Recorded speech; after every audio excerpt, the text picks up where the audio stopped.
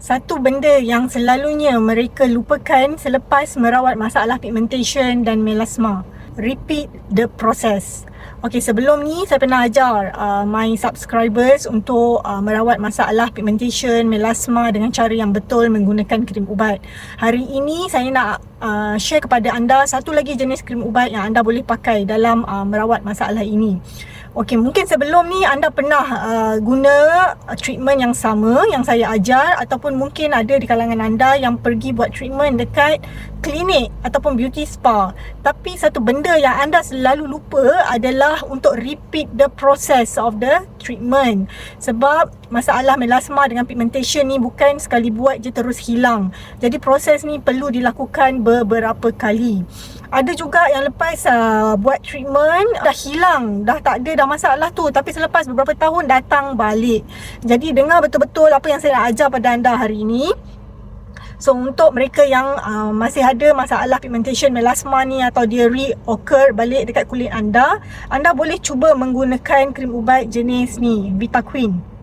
Okey, sama sahaja dengan krim ubat yang pernah saya share kepada anda sebelum ni. Cuma concentration, kalau anda perasan, concentration untuk krim-krim ubat yang sebelum ni saya pernah ajar pada anda, hydroquinone 4%. Tapi krim ubat ni dia punya concentration adalah 5%. Okey, 1%. Lebih tinggi sedikit.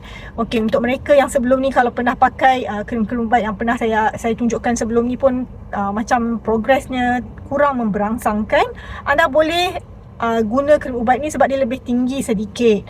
Tak ada masalah, jangan risau. Cuma pastikan cara penggunaan tu betul. Sebelum ni saya pernah ajar untuk my customer, untuk mereka yang ada masalah ni, pakai 2 kali sehari selama 2 bulan berturut-turut sebelum anda stop. Okey, tak boleh pakai continuously berbulan-bulan, dan selepas sampai satu tahap dia boleh bagi masalah lain pada kulit anda. Jadi maksimum 2 bulan sahaja. Lepas tu anda kena stop dulu untuk rest kulit. Okey, cara penggunaan untuk krim ubat ni, siang anda pakai selepas cuci muka, jangan lupa guna cleanser yang saya pernah shorekan sebelum ni. Okey, lepas dah cuci muka, pakai krim ubat ni, sapu dekat kawasan yang ada melasma dan pigmentation. Tapi selalunya untuk customer saya akan suggest mereka untuk sapu ke seluruh muka sebab nak bagi tona warna kulit lebih sekata. Okey, selepas guna krim ubat, anda boleh pakai moisturizer dan kemudian sunscreen. Ni untuk siang. Untuk waktu malam, ada orang tanya saya boleh tak pakai serum.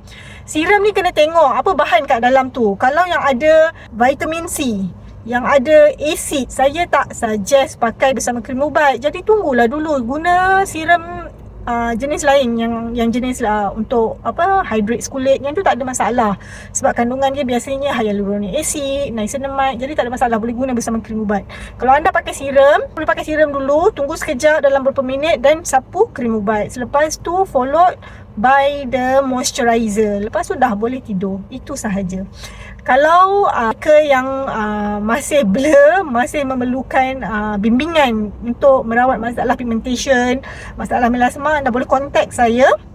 Saya tinggalkan details dekat description, boleh cari dekat situ. InsyaAllah saya boleh bantu anda untuk merawat masalah di muka anda. Okay, bye.